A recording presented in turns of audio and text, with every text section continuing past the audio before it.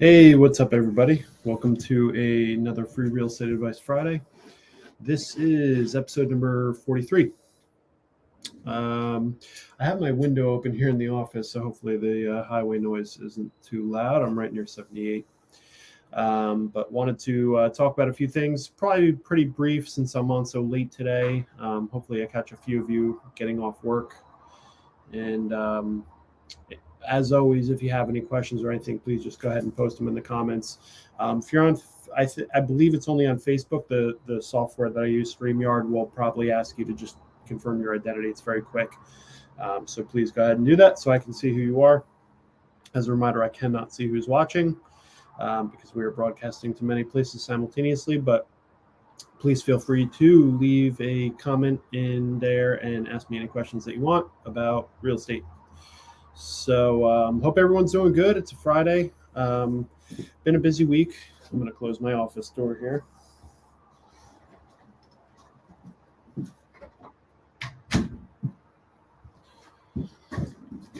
So it's been a busy week in real estate. It's actually looks like it's starting to pick up a little bit again. I have my theories for why I think that's happening. Obviously rates are continuing to go up. I think they've actually reached their peak this week. 30-year mortgage was up to 6.7%. And that's not necessarily what your rate will be. That's kind of the average rate. So depending on your qualifications, it could be lower or higher. I will stay in my lane on that conversation. Definitely a conversation for your lender. If you ever need a recommendation on a lender, I have several to recommend to you. I also want to give a shout out to my lender I probably use the most often, which is Todd Mershon, who made a really big move this week. He moved from his prior company to a new company, Movement Mortgage. Now, if you're in real estate, you probably know Movement Mortgage. For me, this is a really exciting move for Todd. Movement Mortgage has some really excellent programs, great service. They're a little more on the cutting edge as far as offering up programs that are really rewarding. They actually have one particular program that I've really been kind of letting people know about because I think it's really good in this market. And that's called the Power Purchase Program. Their Power Purchase Program allows you to, if you have a house that you need to sell in order to buy a new house, typically we have to really try to maneuver around that, and it can be challenging to try to do that if your new purchase is going to be contingent upon the sale of your old house. In this market, if you want to be competitive with the bid, obviously that's very hard to do because you're basically asking the sellers to come along on the ride with you while you sell your house, and who knows how that could go. If you have any sort of setbacks or anything, that can be problematic. Not to say that I haven't gotten any contingent offers accepted over the past few years. I have, but in most cases, they've been homes that were being purchased that had some sort of issue. They weren't the most competitive listings in town. If you're looking at a listing and let's say you go to the open house and there's 30 people there, you can pretty much rest assured that your contingent offer is not going to do very well in the competitive landscape unless you bid way over everyone else. But you really don't want to put yourself in that position. If it's a house you really love, there's a good chance you're going to be disappointed in the outcome if you're putting in home sale contingent offers. So what the Power Purchase Program does, and I'm going to give a very, very brief and general overview of it because, again, I'm not the lender. I would let you talk to my man, Todd Mershon, on this one. But essentially what it does is it allows you to go ahead and purchase your new home and then gives you 6 months to sell your old home, which should be plenty of time, barring any sort of extenuating circumstance. But this way you can put in very competitive offers. They will also give you a la carte menu if you have any upgrades you want to do on the house you're selling that they see as value adds, for example, painting or flooring or stuff like that. That can be available to you as part of that program as well.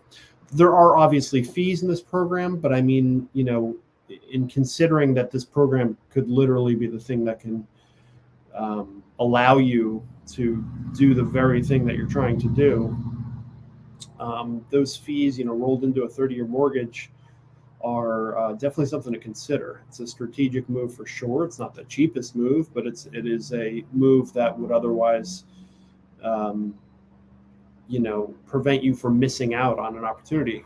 I have a lot of people that have a house to sell, and they know they're going to sell it, and they want to buy a house.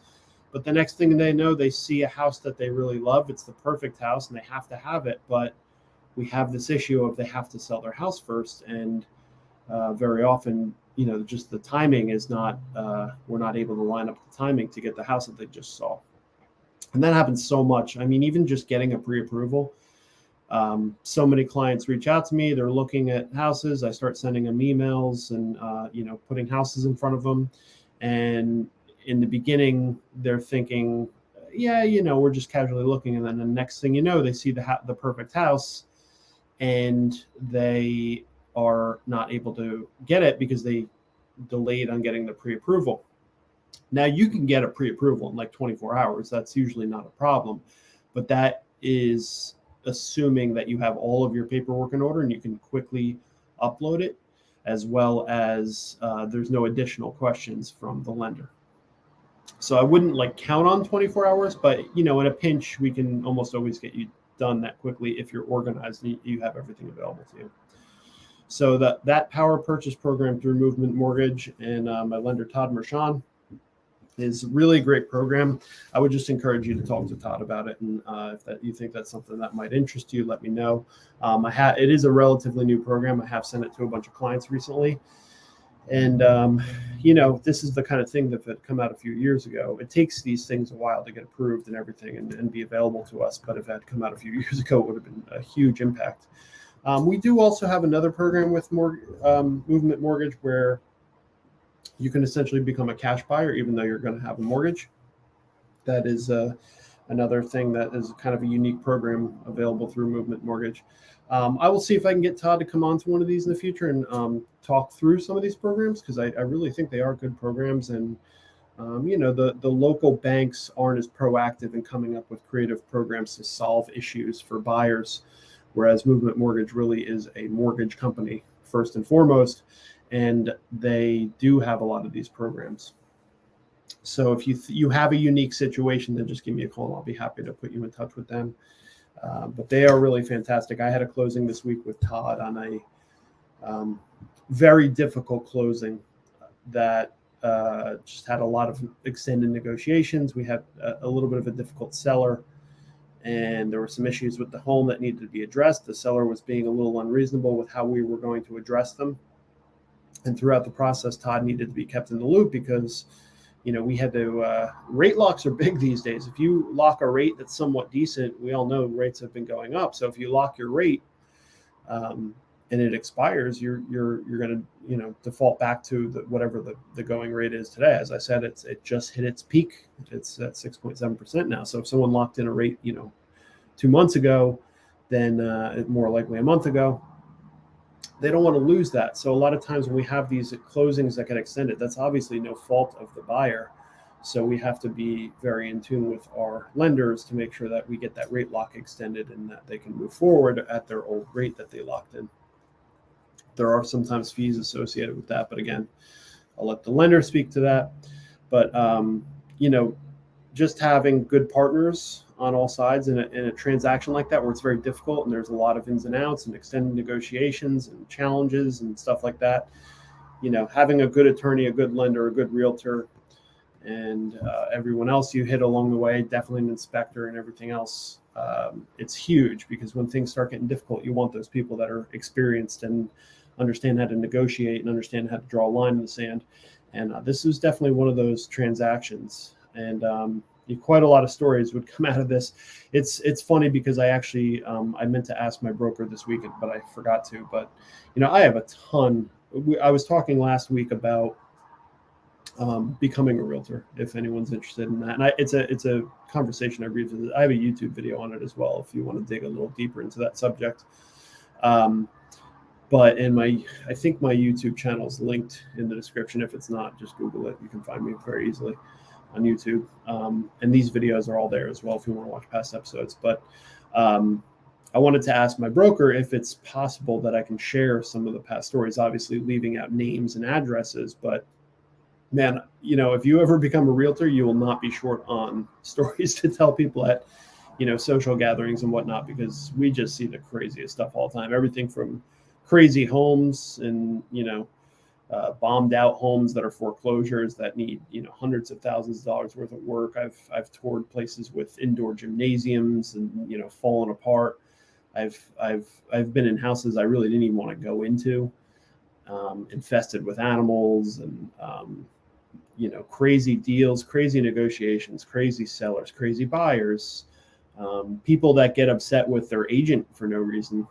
Those are always fun stories that are shared very often amongst realtors about clients who just kind of lost their cool because, usually it's just because they don't quite understand everything that's going on. And, as an agent, I'm not like a type A personality, so I'm not going to, speak aggressively to anything that's going on.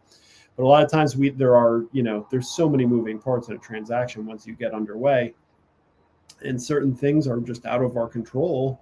But then it's like, all right, we've identified that this is problematic, but now what? And that's usually, I shouldn't say usually, it's really not usually, it's actually very rare. But sometimes, your client just doesn't understand that there are challenges and we have to navigate them together. And we are doing it together. I work for you. So sometimes when I have to give less than good news, things can go south, and I have to try and, convince my client that, look, this has nothing to do with me, but I certainly can help. And almost always it's something I have experience with. So, having those conversations can sometimes be difficult, and it results in a lot of stories. Crazy open houses, there's just crazy attorneys. I mean, we just see it all. And this is a job where you are not going to be bored. You are going to have a different day every single day. There are definitely some mundane tasks associated with this job. I mean, particularly around, building a client base and everything, hitting the phones. If you're an agent that does cold calling, I used to do that. I don't do it anymore because my business is kind of established. And I think most people don't really prefer cold calling. But, we just have endless stories. So I would like to share some of those stories in future episodes of this. So I just have to make sure that's okay with my broker, that I share some of that. Again, obviously stripping away names and addresses. But I definitely have some stories to share. So if you see me in the wild, you can feel free to ask me those questions, and I will tell you off the record some of my best real estate stories. But yeah, that's about it. As far as the market, so I wanted to talk a little bit about what we're seeing. We are seeing a little bit of an uptick in activity. My theory here is people just constantly asking me. I mean, we get asked all the time anyway. Hey, Craig, how's the market? It's like the number one question I get asked in life. The answer is it's been slow for quite a few months because obviously there's so much uncertainty in the market. It's definitely still a seller's market. That's not going away. But what I would say is that we are seeing quite a bit of an uptick in activity on the buy side. My theory on this is simply that, rates have been going up. Roughly a year ago, they were about 3%. So they're over double that now. So I think, the initial shock of when they started to rise, people just paused. Everyone just stopped in their footsteps. No one was doing anything, and it was very slow. A little scary for realtors because it's obviously, transactions are how we feed our family, those of us that are full-time, which is definitely the minority of us. But, it's a little scary when you look down and the, 10 people that you're working with are all telling you, yeah, I'm going to kind of wait out this rate situation. So I think enough time has passed since rates have started to rise that people are actually starting to realize, which I've been telling everyone, is this is what it is. It's not going to change anytime soon. The rates could continue to go up. So, and I keep telling people that. I'm like, I know that you feel like you're missing out on the 3% rates we were seeing. So now you don't want to buy. But guess what? There's no saying that they've peaked. I mean, they've peaked now in terms of what they've been in the recent past, but there's not to say they can keep going up. So I think people are starting to realize that a little bit and just resuming. You have to think that anytime that you lock in a rate over 4%, which has been, it's been a long time since we've been below 4%.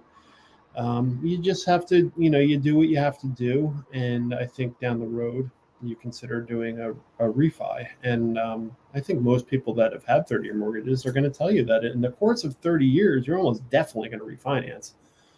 There's many reasons you might finance. You might want to do a cash out refinance, so you could take some of the money out and put it towards, excuse me, put it towards home improvements or another property or debt consolidation or whatever the case may be. You might just think it's a better rate. You might want to shift to a 15-year mortgage, which typically have much lower rates, to pay off your house faster. There's all kinds of reasons, but I mean, almost everyone who locks in a 30-year mortgage is going to refinance at least once. We've been in our house for, I think, 7 or 8 years. We refinanced twice. I just talked to a client this week who they bought their house about 3 years ago, and they have also already refinanced twice because, they had bought their house already. They got a great price on their house, absolutely killer deal on their house. Perfect timing, great house, deceivingly big, really well done, well maintained, beautiful area, great neighborhood. So they lucked out because then the market went crazy right after they bought it. But then obviously all the rates bottomed out. So they said, hey, I know we just closed on this house, but let's refinance and get one of these lower rates. There's a good chance also with what's happened, if you haven't refinanced in the past 3 years, there's a good chance you can get out of PMI. That's another very common reason that people will refinance, is to get out of a PMI situation. If you're paying, generally speaking, again, I'm not your lender, but generally speaking, if you're less than 20% equity on your house, you're going to be paying PMI or private mortgage insurance. And that used to be very expensive. It's actually a lot less expensive now. I tell people all the time, very few clients are putting 20% down anymore to buy houses. Like, that used to be like the rule of thumb. If you don't have 20%, forget about it. You can buy a house with a VA loan, you can do 0% down. With an FHA loan, and I think conventional, again, not your lender, don't quote me on that, but I believe 3.5 is the minimum. I know you can do 5%. A lot of people do 5%. I usually tell people, just for strength of offer, try to do at least 10% if you can, but that shouldn't stop you from trying to buy a house, because I've sold, $800,000 houses where the client put down 2.5% on an FHA loan. It is what it is. You do what you got to do to get what you want to get. And if you see an opportunity and the house works for you and it's perfect, especially in this market where there's just not much available, this is obviously a personal thing. Me personally, I don't mind taking a little bit of financial risk for the reward of getting what I want in terms of a house. Because to me, like, what else matters? We're not talking about buying a car here. A car, there are things you can compromise on and not worry about. But with a house, if it's a perfect house, then, do what you have to do to get the house. And then, you can always, the finances, I guess maybe a lot of people don't realize that a 30-year mortgage is really not a 30-year mortgage. You're not locked in for 30 years. You can refinance. You can, I think all of us strive to refinance down to 15 years so we can try and pay it off while we're still relatively young. If you can pay off your house and you're still working, that's incredible, because then you'll have that income without a house payment, which is, I would think, for most people, their largest expense in their life. So there's always going to be refinancing on the table. So, but yeah, we are seeing people start to buy. So if you are a person that's looking for a house, don't let the rates stop you. Honestly, we've gotten so used to such incredibly low rates that I'm having to tell people that, look, I know 7% is not 3%. It's not ideal. When in recent memory, you can remember when rates were 3%, but that is not coming back anytime soon. It is going to be a long time before we get back to that rates, if we ever get back to those rates. So, if that's what's holding you up, you really should think long and hard about that, because it's very likely we're just not going to see that again, at least anytime soon, without some sort of intervention of some sort, or I don't know. It's hard to imagine how we would get from 6.7% today to 3%. So, because of buyers have paused a little bit, the market has slid a bit. So it's still a seller's market, but it's not quite as aggressively competitive. So that you're not seeing all the bidding up on the houses. You're probably not going to have a problem with appraisal because we're still appraising using going 6 months back when prices were much higher. So, if you're one of the brave ones that wants to jump into the cold pool of 6.7% rates on mortgage, then, you might find yourself in a good situation because people have slowed down. So you can be the one that's like, hey, I don't care, I'll jump right in. So, we're just seeing less offers. There was a listing recently that I had some clients looking at, and they did take 10 offers. And that was the first, actually, I think they ended up with 11.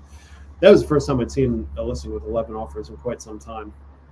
So not to say it doesn't happen anymore. I mean, that was a really well done listing, really nice piece of property, great area, was mostly updated.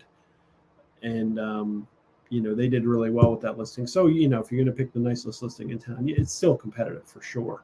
And that's why you don't want to be home sale contingent.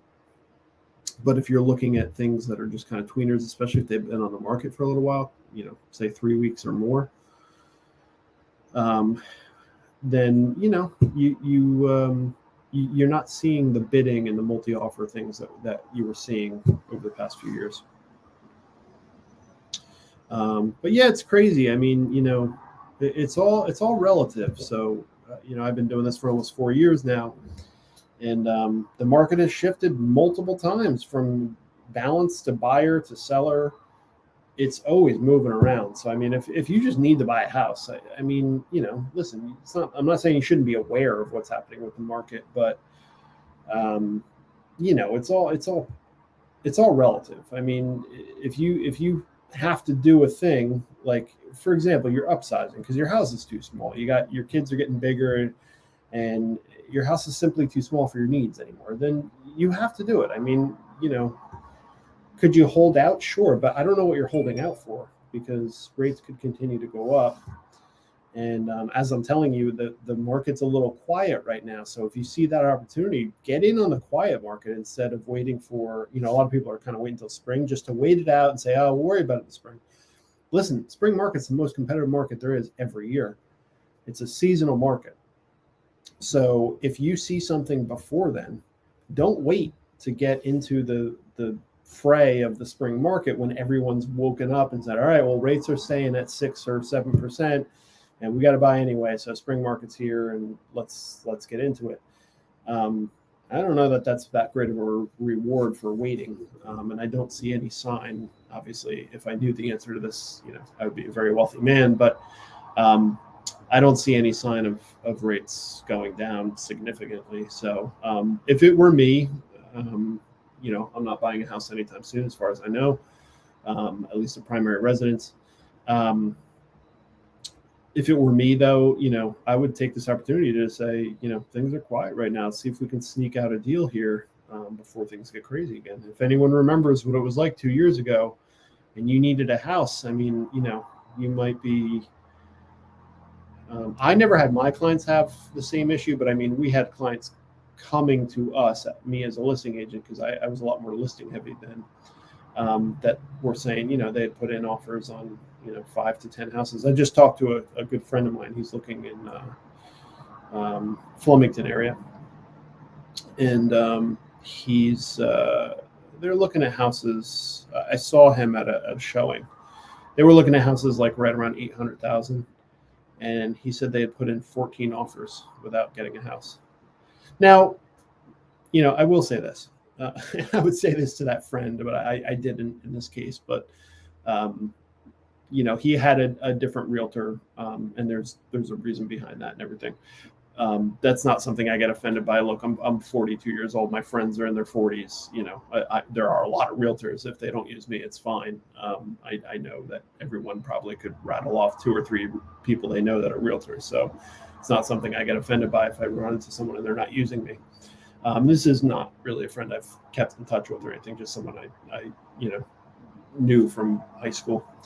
But if you've put in 14 offers, you have to look at a few things. There are strategies to putting in offers, and if you're having that kind of failure rate, I would take a deep dive into see like what your process is, what your strategy is, because that to me is startling. I don't think I've ever had a client. I have clients that are still looking now, and they've put in 2 offers, and we, in that case, like we picked numbers that we were comfortable with. They didn't want to waive anything, so like we kind of knew, like it wasn't like we were surprised that we lost out on those bids. Second place both times. I mean, it is what it is. But I don't think I've ever had clients that have missed out on more than 2.